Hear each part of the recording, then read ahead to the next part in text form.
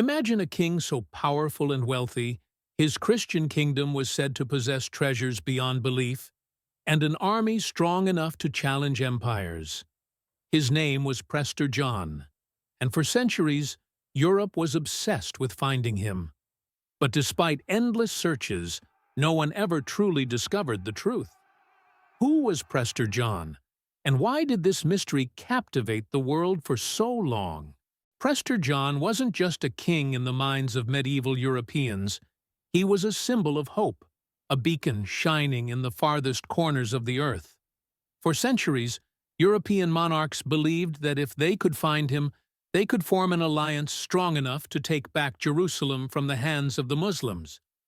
But Prester John's kingdom remained elusive, and the more Europeans searched, the more the legend seemed to slip further from reality. The first spark. The earliest whispers of Prester John appeared in the mid-12th century. It was 1145 when a German bishop, Otto of Freising, recorded a conversation with the bishop of Jabala in Syria. He was told of a mighty Christian ruler in the east, a king whose power could rival that of the mightiest monarchs in Europe.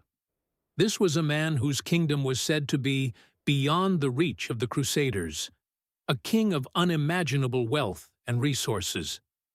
Otto's account was one of the first to spark the Prester John legend. His kingdom was described as a utopia where Christianity flourished, and the king himself was a symbol of Christian might against the Muslim forces that threatened Jerusalem. The letter that changed everything. Just 2 decades later, in 1165, a mysterious letter appeared, allegedly sent by Prester John himself. The letter began circulating among the monarchs of Europe and even reached the Pope.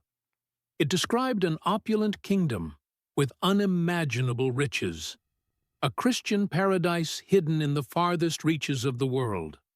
While we now know that the letter was a forgery, probably crafted by one or more European authors, the allure of Prester John only grew stronger.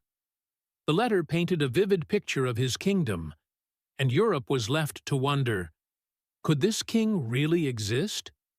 Was he somewhere in the vast unknown of Asia or Africa?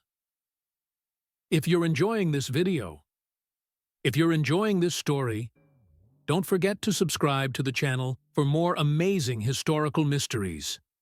We've got many more captivating tales waiting for you. The shift from Asia to Africa. At first, many believed Prester John's kingdom was in the distant lands of the East, perhaps somewhere in India. This was a period when the concept of Asia was loosely defined, and many areas of the world were unknown to the Europeans. Reports of Christian communities, especially the Nestorians, in places like China, only fueled the belief that Prester John's kingdom could lie somewhere in the East. But as European exploration of Asia progressed and geographical knowledge improved, the search for Prester John's empire shifted westward, towards Africa. Ethiopia became the new focus. This Christian kingdom had a long and storied history, stretching back to biblical times.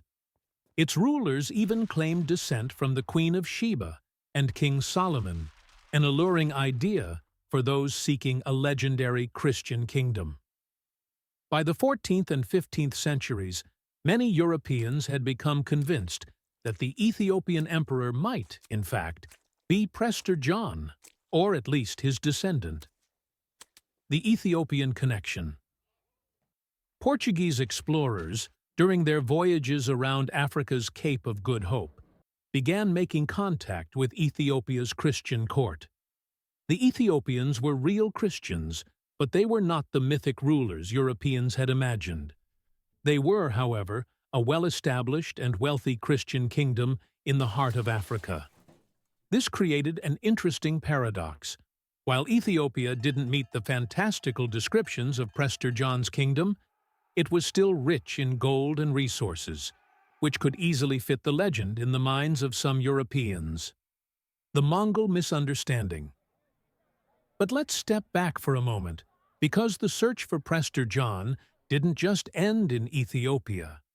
In the early 13th century, as the Mongol Empire expanded, the sheer scale of their conquests stirred new rumors.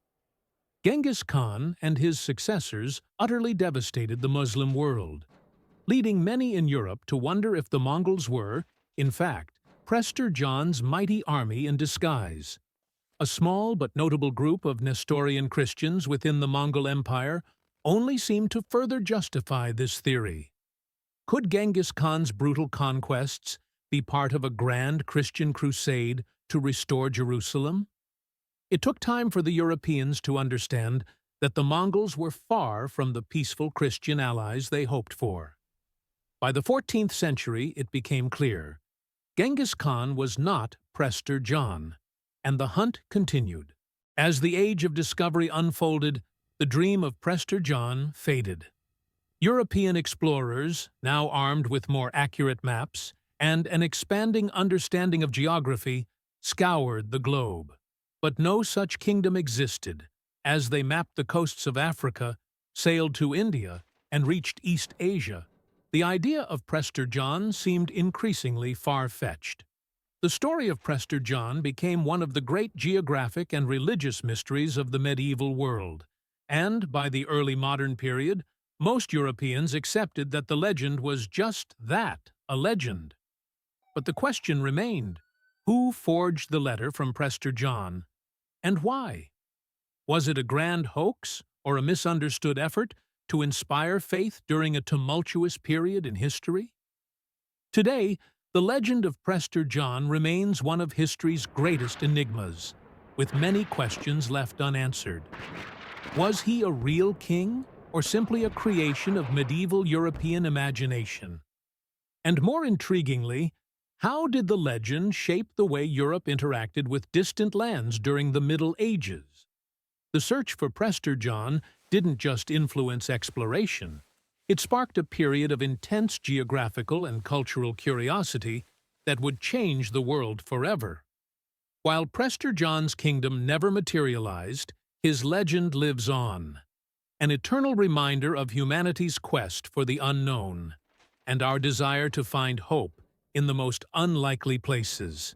If you enjoyed this story, make sure to like and subscribe to stay updated with future episodes. History is full of captivating tales, and we'll keep exploring them together. Thanks for watching.